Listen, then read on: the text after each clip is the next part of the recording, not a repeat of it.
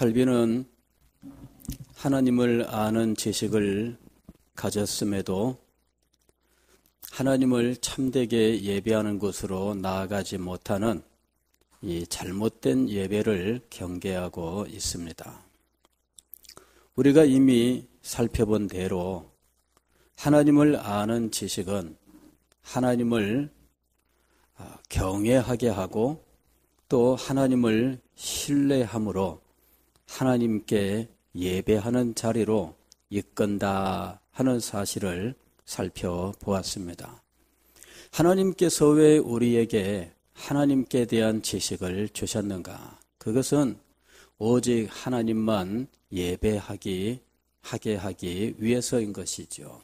그리고 그 예배를 통해서 우리는 지상에서 누릴 수 없는 최고 최상의 행복을 누리게 하셨던 거예요. 하나님과 함께하는 것만이 우리에게 최고의 행복입니다. 우리들이 지상에서 어떨 때 참 행복을 누릴 수 있을까요? 이런저런 우리의 욕구를 만족시키면은 행복해질까요? 갖고 싶은 것이 있는데 그것을 얻게 되면 얼마나 큰 기쁨이 있을까요? 우리는 그것을 아마도 행복이라고 부를 수 있을 것입니다. 어떤 학생이 휴대폰을 갖고 싶었는데 엄마가 어느 날 휴대폰 해줄게 이러면서 아주 좋은 휴대폰, 아주 자기가 갖고 싶었던 거를 다 해줬습니다. 그러면 뭐 얼마나 기쁘겠어요. 그죠? 엄마 감사합니다 그러면서 평소에는 뽀뽀만 해달라고 그래도 왜 그렇게 재고 그러는지. 근데 자기가 그냥 막 볼에다가 뽀뽀를 쪽쪽쪽 하면서 뭐 감사합니다 잘 쓸게요. 그리고 뭐 말도 안 했는데 공부도 열심히 할게요. 뭐 아주 뭐 얼마나 다짐이 많은지. 왜 그러냐 하면은 마음속에 기쁨이 있고 행복이 넘쳐나서 그런 거예요. 그리고는 그것을 붙들고 이렇게도 들어보고 저렇게도 문질러 보고 뭐 그 붙들고선 시간 가는 줄 몰라요. 그러나 새로운 휴대폰의 감격 얼마나 갈까요? 처음에는 이거 애지중지하느라고 케이스도 이쁜 거 사다가 입히고 거기다가 또 무슨 그 유리 보호한다고 뭐 또 거기다가 또 뭐 그 보호지 붙이고 뭐 손도 못 대게 하고 뭐 동생이 손댈라 치면은 뭐 난리가 나죠. 그거 내 거야 놔둬 뭐 얼마나 휴대폰 붙들고 막. 근데 한 달 지나면은 시들시들해집니다. 지상에서 우리가 누릴 수 있는 기쁨, 그것은 우리의 욕구가 만족될 때인데 그것으로 인해서 얻는 기쁨은 일정 기간이 지나면은 사라지고 말아요. 뭐 가령 어떤 분이 이 집을 샀을 때 정말 큰 기쁨이 있는 것 같아요. 새방살이 하다가 집을 샀는데 야 정말 새 집에 들어가서 누워보니까 잠도 안 와. 야 이게 집이 내 집이구나 그러면서 밤에 잠이 오지 않아가지고 말뚱말뚱 눈을 뜨고 집 사방을 휘둘러 본단 말이죠. 이게 꿈이냐 생시냐. 그런데 새 집을 얻은 그 기쁨은 얼마나 갈까요? 한 1년 갈까요? 그 새 집에다가 이것저것 갖다가 붙이고 색칠하고 가구 들여놓고 뭐 이러는 것이 참 기쁨이죠. 그러나 그것도 얼마 못 가요. 한 1년 정도 지나면은 그냥 뭐 집이지 그게 새 집이 아니에요. 이제는 이전에 누리던 그 기쁨과 행복은 더 이상 누릴 수가 없습니다. 지상에서 우리가 누리는 것들은 유통기한이 있어요. 아마도 지상에서 누릴 수 있는 행복 가운데 물질적인 것이 아닌 것으로부터 오는 행복이라면 아마도 가족의 화목함으로부터 오는 행복일 겁니다. 그죠? 가족의 화목함. 뭐 어린 시절의 아이들도 기쁨을 주지만 아이들이 성장을 해서 부모들과 마음과 뜻이 하나가 되고 그래서 부모들과 진실된 대화를 나누게 되었을 때 부모들도 자녀들과 대화를 나누면서 이전에 자녀들에 대해서 가지고 있었던 염려와 근심 이런 것들 다 잊어버리고 정말 이 자녀의 그 성숙한 생각과 부모를 배려하는 이런 마음들, 그 사랑이 진정으로 느껴질 때 그때 아마도 부모와 자녀 가운데 진정한 어떤 교제가 이루어지고 거기에서 오는 화목은 지상에서 우리가 누릴 수 있는 그 어떤 행복보다도 더 크고 아름답다라고 생각합니다.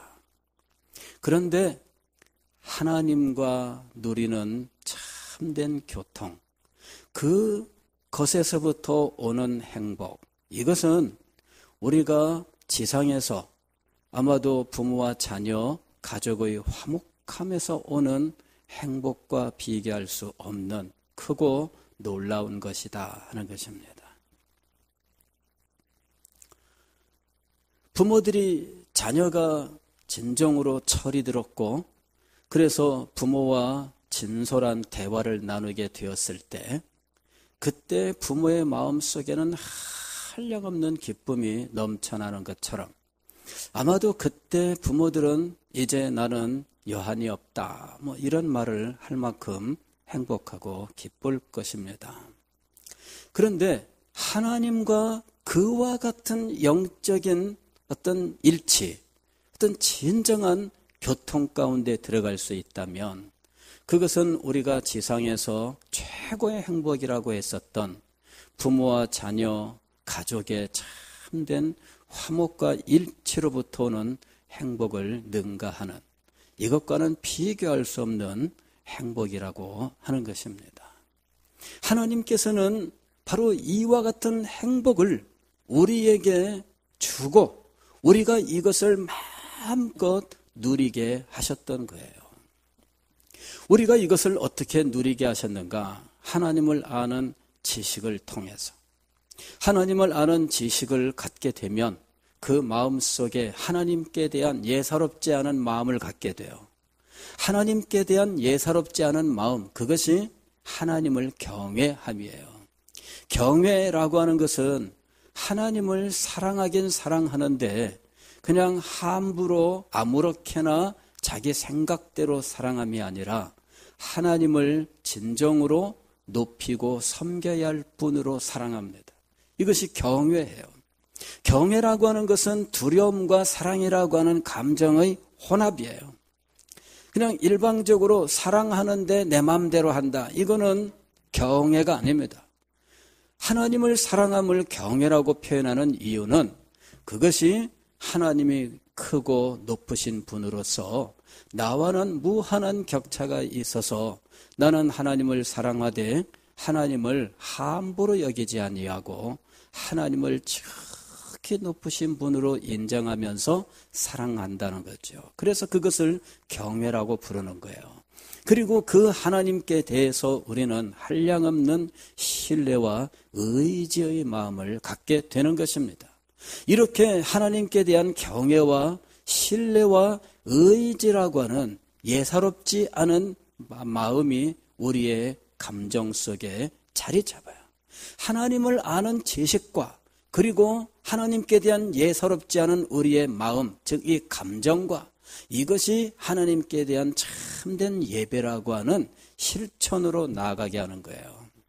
지식과 감정과 실천이라고 하는 이 완전한 조화가 하나님을 아는 지식 속에서 하나님께 대한 예배로 나타나게 되는 거예요. 하나님께 드리는 예배 속에는 바로 이것이 있어야 돼요. 우리가 하나님 앞에 예배하러 모일 때에는 하나님을 아는 참 지식이 있어야 돼요. 우리가 하나님 앞에 예배하러 나올 때에는 하나님께 대한 예사롭지 않은 마음, 이 감정이 있어야 돼요. 하나님께 대한 아무런 감정이 없다면 하나님께 대하여 기대하는 것도 없고 소망하는 것도 없고 그냥 무덤덤한 가운데 오는 거예요. 아이들이 학교 가기 싫어하는 것처럼 그런 심정을 가지고 하나님을 예배할 수 있는가? 그렇지 않습니다. 하나님을 예배한다고 하는 것은 하나님을 알고 하나님께 대하여 예사롭지 않은 마음 자세를 가지고 하나님께 나아가 진정으로 경배하는 것을 의미한다 하는 것입니다. 하나님께서는 이렇게 우리가 하나님 안에서 참 행복을 마음껏 누릴 수 있도록 온 천지 만물 속에 하나님을 아는 지식으로 가득 채워 넣으셨습니다. 하늘이 하나님의 영광을 선포하고 궁창이 그 손으로 하신 일을 나타내는도다. 온 천지 만물을 둘러보면 하늘을 보아도 하나님을 알고 땅을 보아도 하나님을 알고 식물을 보아도 동물을 보아도 그곳에서 우리는 하나님을 알게 되는 거예요. 그곳에서 우리는 하나님의 솜씨를 발견하고 하나님의 지혜를 발견하고 하나님의 능력을 발견하고 거기에서 하나님의 선하심과 인자하심을 알게 되고 그곳에서 우리는 하나님이 과연 살아계신다 하는 사실을 알게 된다는 것이죠. 하나님은 천지 만물 속에서 우리가 언제든지 눈을 뜨면 하나님을 보게 하셨고 눈을 감아도 하나님을 알게 하셨던 거예요. 숨을 쉬면 하나님을 알게 하셨어요. 숨을 쉬는 동안에 우리는 하나님의 솜씨를 알게 돼요. 하나님의 그 은혜가 아니었으면 우리가 한숨인들 쉬며 살 수 있었을까요? 하나님께서 허락지 아니하시면 우리가 어떻게 호흡을 할 수 있으며 하나님께서 허락지 아니하시면 어떻게 우리가 이 땅을 한 발자국인들 걸을 수 있겠습니까? 그러므로 우리는 이 세상에 존재하는 동안 우리의 존재의 모든 것이 하나님을 알고 느끼고 하나님을 사랑하고 하나님을 경배하는 곳으로 인도할 수밖에 없다 하는 것이에요. 그런데 하나님께서는 이 천지 만물을 통한 지식 이외에 하나님을 더 분명히 알도록 명백하게 하나님을 우리에게 가르쳐 주셨는데 그것이 바로 성경 계시다 하는 것입니다.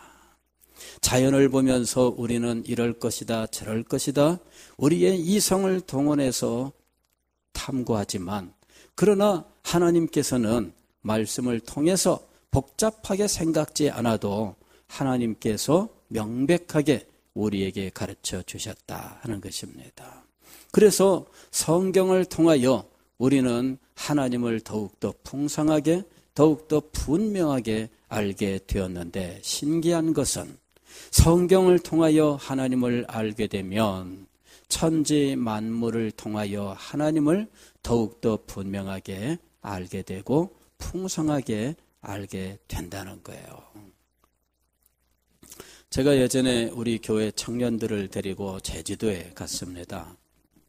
제주도에 가서 첫날 집회를 마치고 다 같이 밖으로 나가자 해가지고 다 밖으로 나갔어요.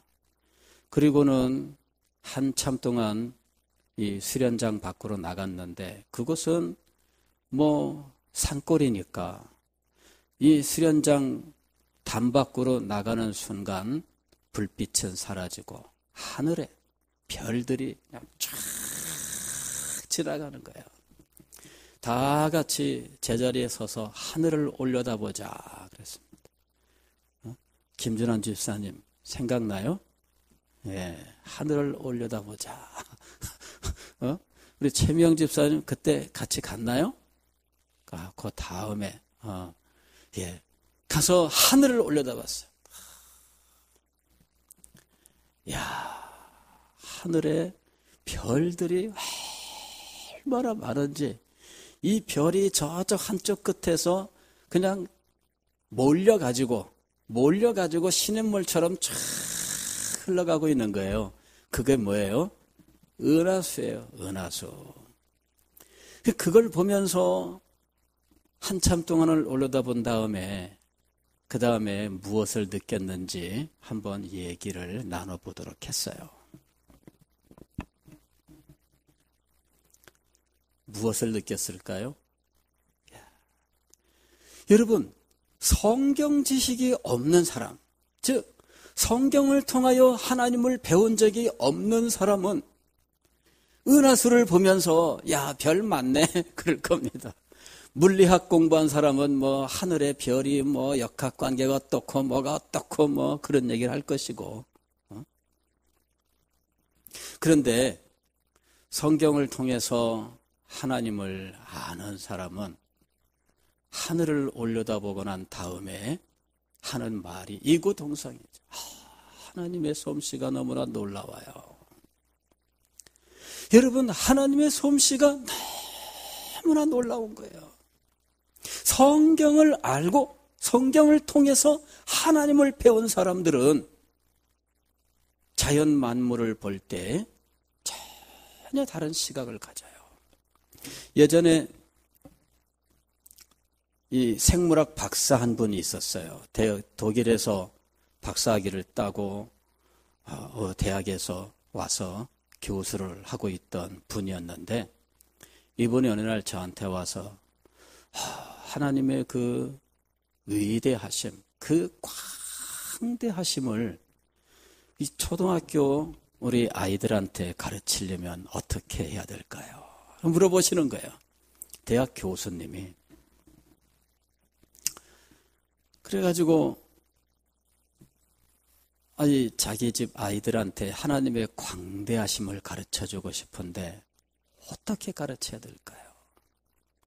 성경을 가지고 하나님이 어떻게 위대하시다 설명을 합니다만은 이걸 좀 깨닫게 좀 이렇게 실제적으로 부딪히게 하고 싶은 거예요. 그래서 이분한테 이 우주에 대해서 좀 아이에게 좀 보여주고 좀 설명해주고 그렇게 하는 것이 어떻겠습니까? 하고 이야기를 했어요. 우주에 대해서. 우주의 시간은 정말 나의 이 짧은 인생, 그죠? 아까 우리 찬송도 보니까 이 짧은 인생 이렇게 그 구절이 나와요. 그런데 그 짧은 인생과는 비교할 수 없는 엄청난 길이, 우주의 크기는 너무너무 커요. 아직도 우주의 크기를 다 몰라요. 그냥 몇 억 광년 이렇게 재는데 아직도 우주 얼마나 큰지를 알지 못합니다. 예전에 제가 대학 처음 들어가는데 물리학과 교수님이 강의하면서 그러더라고. 우주는 무한한가 유한한가? 우주는 끝이 있는가 없는가? 이제 이 질문, 첫 번째 질문을 던져요. 우주는 무한한가 유한한가? 인간이 측량할 수 없는 정도로 크다는 것을 생각하면 무한할 것 같기도 한데, 분명한 것은 우주 자체는 무한할 수 없다는 거죠. 그러면 우주는 끝이 있는가 없는가? 우주는 분명히 유한한데 한계는 있는데 끝은 없다, 이렇게 이야기하더라고요. 깜짝 놀랐죠. 어떻게 유한한데 끝은 없을 수 있는가? 그거는 이 우주 자체가 휘어져 있기 때문이라는 거예요. 즉 얘기하면은 우리가 축구공을 예를 들면, 축구공은 이게 펼치면은 2차원의 가죽이에요. 그냥 이렇게 평평한. 그런데 이 평평한 것이 둥글게 되는 이유는 이게 휘어져 있기 때문이에요. 그래서 시작도 없고 끝이 없는 이런 그 모양을 갖게 돼요. 이게 이제 휘어진 거죠. 그래서 1차원의 선이 있는데 이 선이 휘어져서 만나면 어떤 원을 이루는데, 이 원도 1차원이지만 휘어짐으로 끝은 없는 상황이 된다는 거죠. 그래서 2차원의 면이 휘어지면은 공이 되어서 유한하지만 끝이 없는 것처럼 3차원 공간이 휘어져서 이제는 끝이 없는 상황이 된다는 거예요. 아무리 가도 시작점을 발견할 수 없어요. 물론 자기가 출발한 점을 좌표를 찍어서 가면 그걸 돌아올 수 있지만 그러나 아무리 달려도 이 끝이라고 하는 곳은 만날 수 없다는 거죠.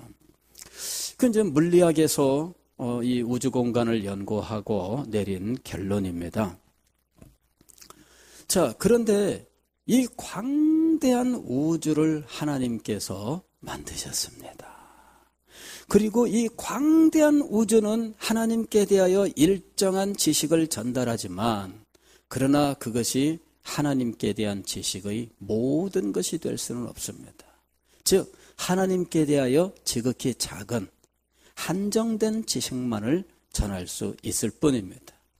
온 우주가 하나님을 가르치는 책이라 할지라도 그 우주가 담고 있는 하나님께 대한 지식은 하나님께 대하여는 지극히 작은 한 부분일 수밖에 없다는 거예요.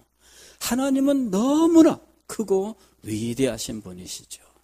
이런 크고 위대하신 분을 알게 되면 하나님께 대한 우리의 예배가 전혀 달라질 수밖에 없다는 거예요. 더구나 이렇게 크고 위대하신 하나님이 우리를 한량없이 사랑하셨다면 그 하나님을 예배함에 우리의 예배에 임하는 마음의 자세가 정말 평범해서야 되겠느냐 하는 것이죠. 하나님을 아는 지식은 우리를 예배로 인도하되 예사롭지 않은 엄청난 감격적인 예배로 우리를 인도하는 것입니다. 문제는 뭐냐면은 이 하나님을 참되게 예배하지 못하는 이 잘못된 예배예요. 문제는 잘못된 예배입니다.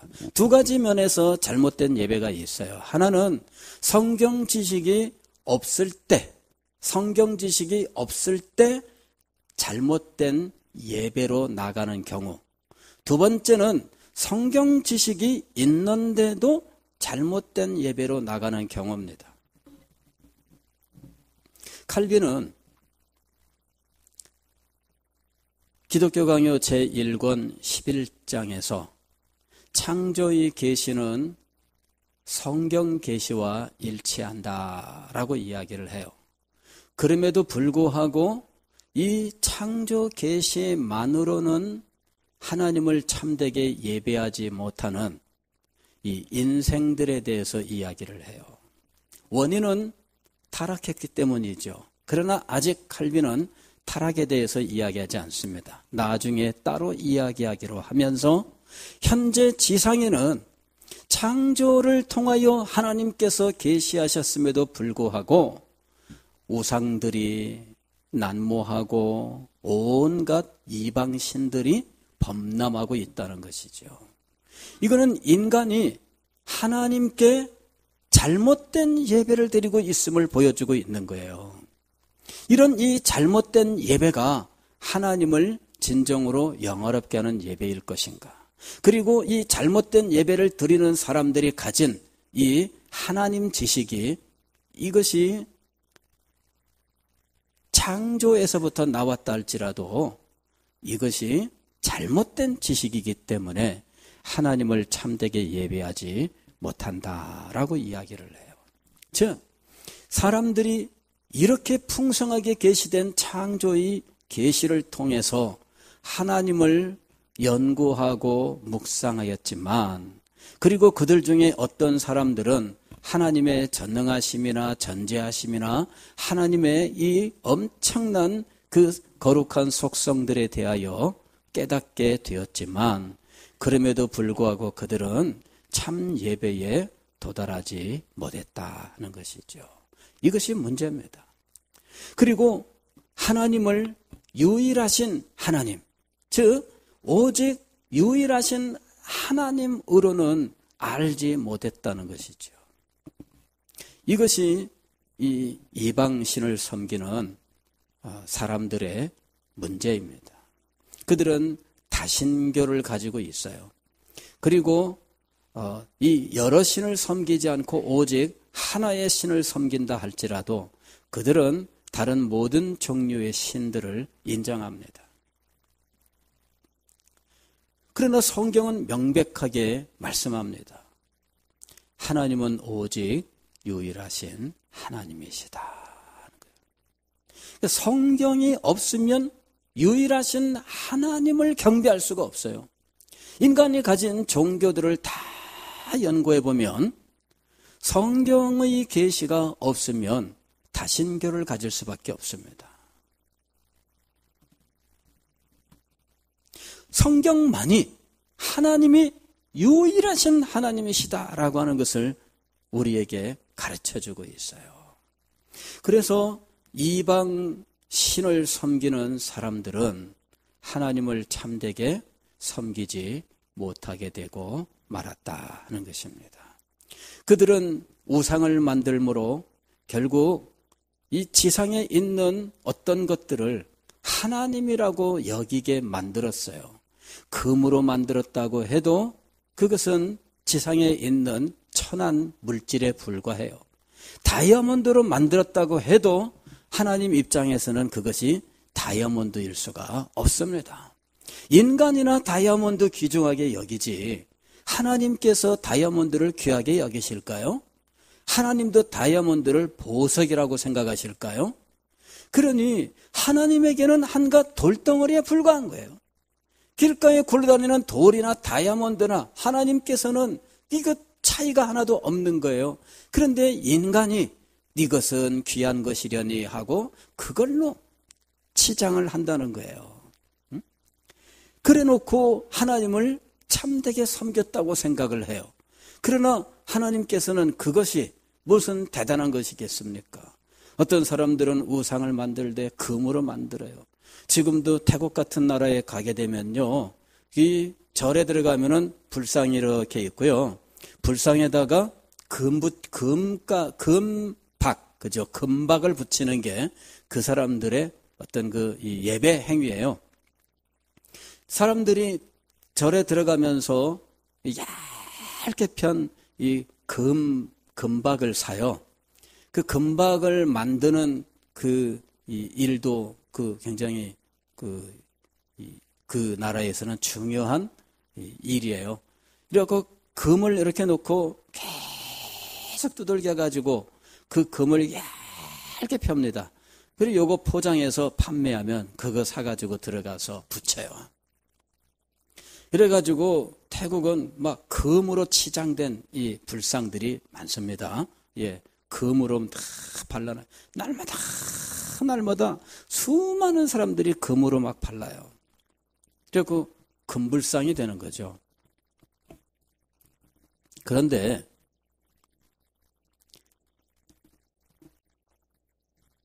금이나 고철이나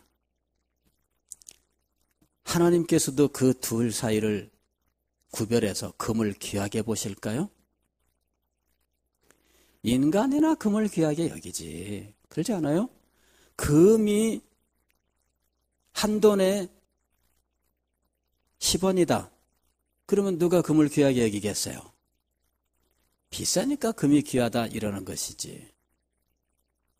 비싼 이유는 금 자체가 귀하기 때문이 아니에요. 그게 인간 세상에서 가지는 가치 때문에 금이 귀하게 되는 거죠. 근데 하나님께는 금이나 고철이나 똑같아요.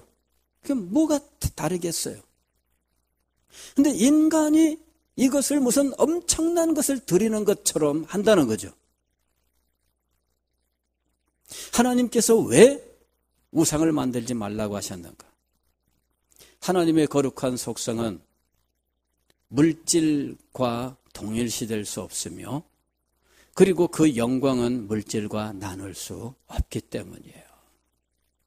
그래서 우리는 우상을 만들지 않는 겁니다. 인간들은 우상을 만들고 이것이 하나님이다 이러기를 좋아해요. 그렇게 하지 않으면 만족이 안 돼요. 그러나 하나님은 그렇게 하지 말라. 왜? 하나님은 영이시기 때문에 표현할 수도 없고, 그리고 하나님의 영광은 지상에 있는 그 어떤 것들로도 표현할 수가 없기 때문이에요. 금으로도 하나님의 영광을 표현할 수 없고, 다이아몬드로도 하나님의 영광을 표현할 수 없어요. 그런데 지금 칼빈이 그 시대 상황에서 문제 삼았던 것은 로마 천주교의 형상과 화상이라고 하는 거예요.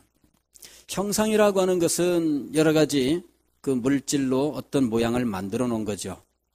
마리아 상이라든지 요셉 상이라든지 12사도의 상이라든지 이런 상들. 그 다음에 화상은 뭐냐면은 그림이에요. 그림. 각종 그림들을 그려놔요. 그러면서 이 사람들은 이것은 하나님으로 섬기는 것은 아니다. 이렇게 이야기를 해요.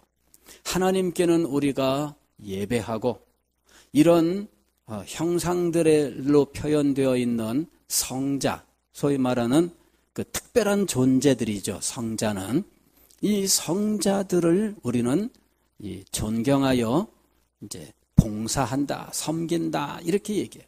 예배와 섬김을 구별하고 있다는 거죠. 우리는 예배하고 있지는 않다 이거죠. 그래서 칼빈이 이제 그런 부분에 대해서 논쟁을 해요. 11장에서 교육적인 입장에서 그러는데 그림으로 형상으로 교육을 한다는 것은 그건 핑계일 뿐이지 그렇게 하지 않아도 교육이 되는데 그림이나 형상으로만 교육할 수 있다는 것은 말이 안 된다. 사실 과거 로마 교회는 하나님의 말씀을 가르치지 않고 형상을 세우고 그림을 그려서 벽에다 붙여놓고 하는 그런 일에 힘을 썼어요. 그러니 성경을 주지 않고 형상만 세워놓고 그림만 그려놓고 그저 와서 미사에 참석해라. 그러면서 어떤 예식을 통해서 감화를 시키려고 했던 것이죠. 그런데 성경을 주지 않았어요. 이것이 문제입니다. 성경을 주지 않고 그런 일들을 행하면서 있었던 거예요. 로마 교회는 지금도 대부분의 지역에서 그렇게 합니다.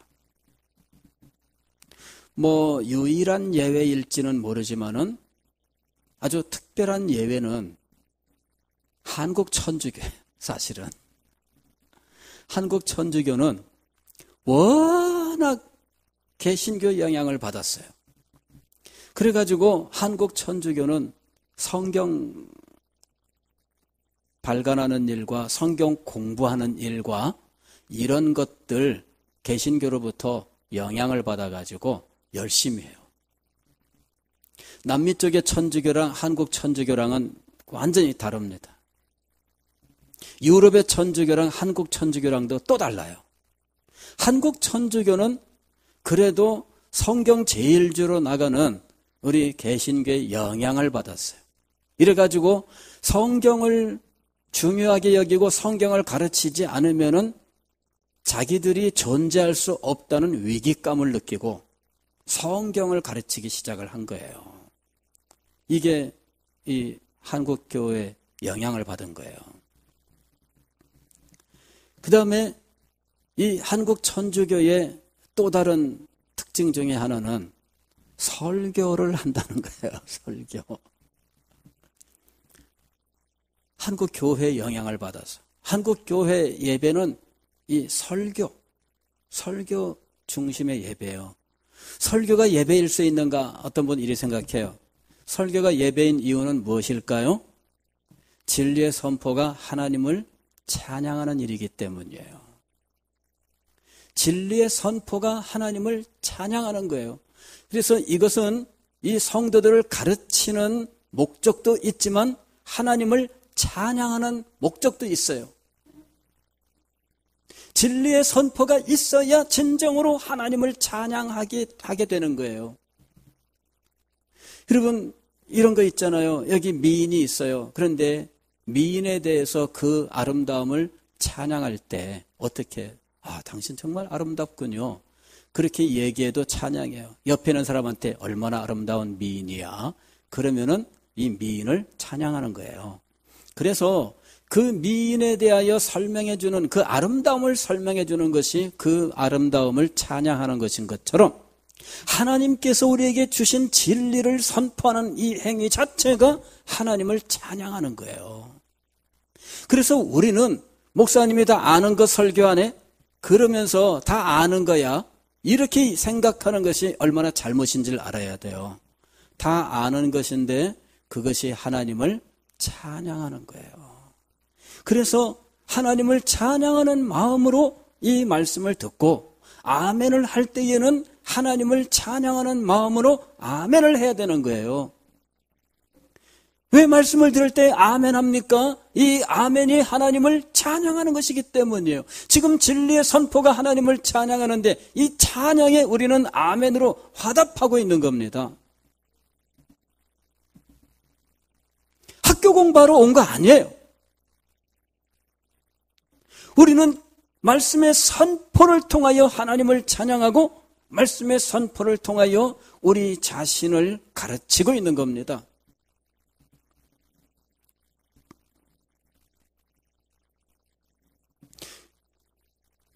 그런데 이 말씀을 빼버리면 어떻게 될까요? 그림과 형상만 남으면 어떻게 될까요? 그것이 과거 천주교의 모습이었고 지금도 많이 변화가 되지 않았어요. 칼빈은 그들이 어떤 성자 숭배를 하나님을 예배하는 것과는 다른 말로 표현하고자 하는 것에 대해서 잘못되었다고 지적을 합니다. 제1권 12장에서 칼빈은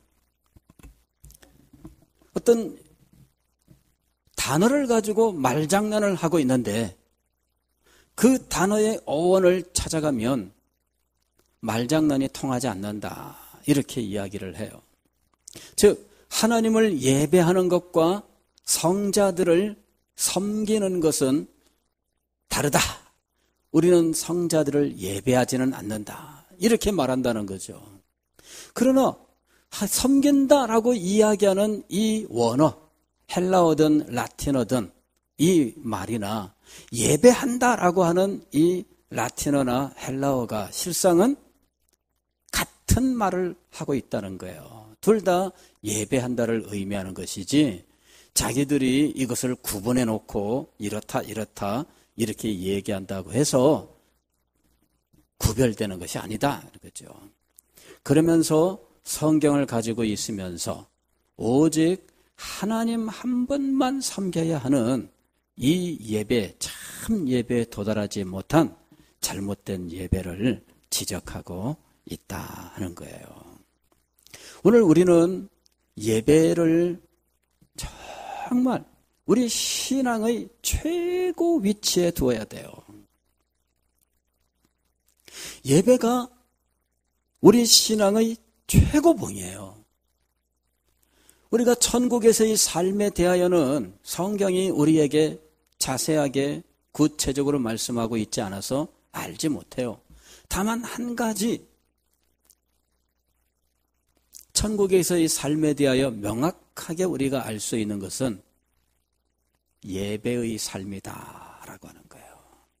그것 하나만큼은 분명하게 계시가 되어 있어요. 천국에서 우리의 삶은 어떤 삶이 될 것인가? 구체적인 삶의 모습은 없어요. 천국에 인터넷이 있을까? 천국에 스마트폰이 있을까? 컴퓨터가 있을까? 예. 천국에 그런 것들이 있는지 없는지는 우리가 알 수 없어요. 천국에 스포츠카가 있을까? 어떤 사람들 그 자동차 그 꿈 갖고 있잖아요. 그죠? 예. 나는 정말 외국에 그 페라리 뭐 이런 그 스포츠카 타고 다니는 게 인생의 꿈입니다. 이러는 젊은이들이 있어요. 그런데 천국에 페라리가 있을까요? 예. 알 수 없습니다. 그곳에 어떤 문화가 이루어져 있는지 우리는 알 수 없어요.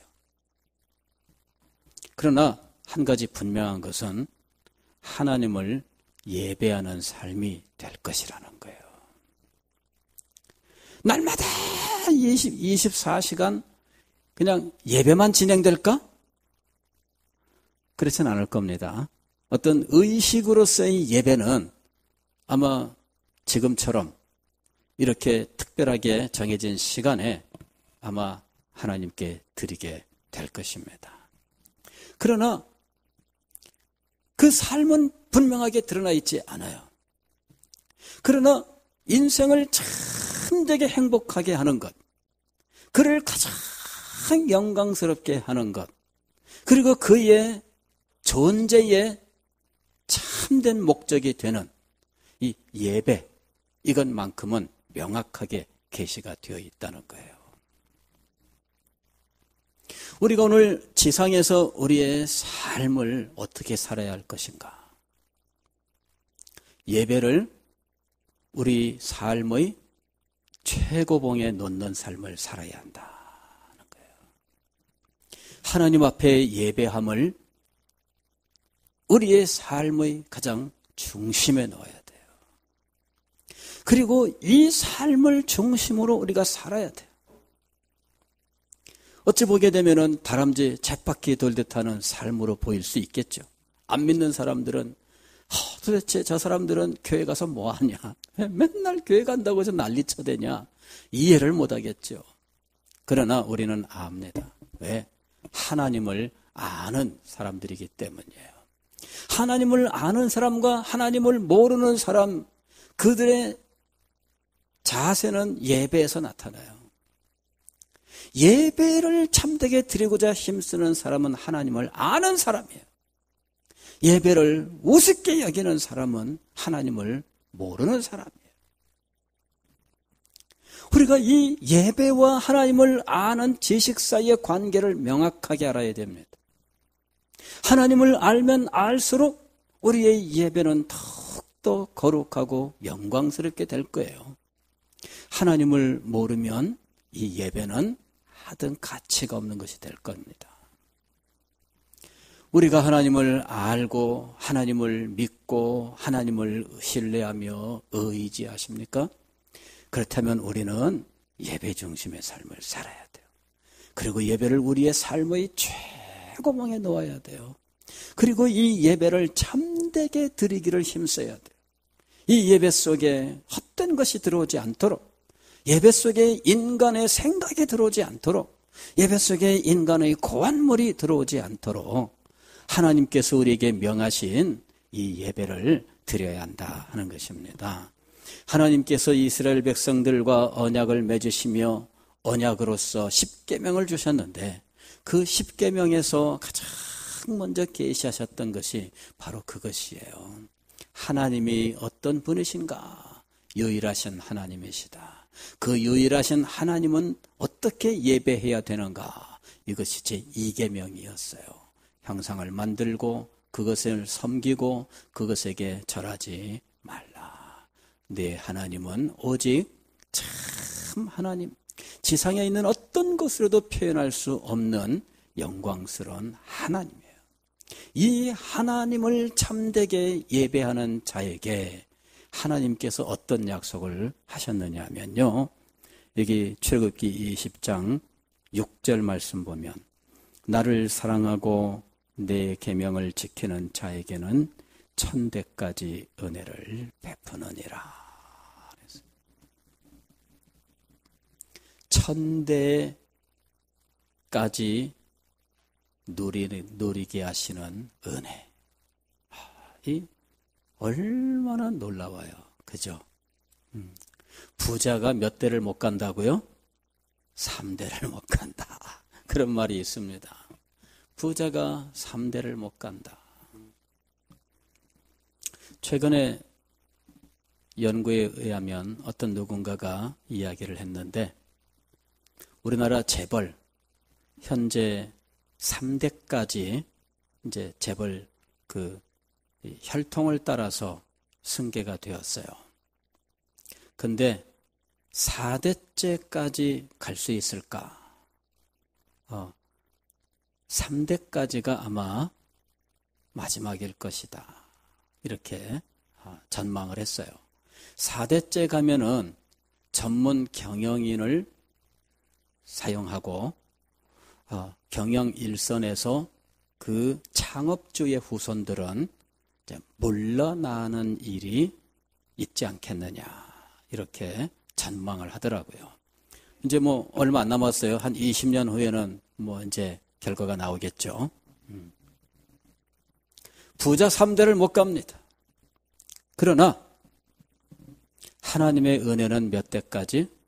1000대까지. 이 하나님의 약속입니다. 오늘 우리가 이 소망을 가져야 돼요. 하나님을 진정으로 경배함으로 하나님의 은혜가 몇 대까지? 1000대까지. 우리는 이 소망을 가지고 주님 앞에 예배하기를 힘써야 됩니다. 그리고 하나님 앞에 참 예배를 드리기를 힘써야 됩니다.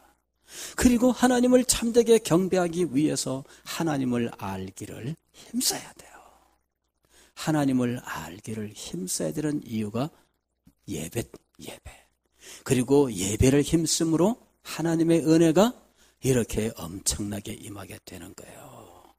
이 관계를 알고 하나님을 예배함과 하나님을 아는 일에 힘쓰고 1000대까지 내리시는 하나님의 이 놀라운 은혜를 누리는 여러분이 되시기를 주의 이름으로 축원합니다.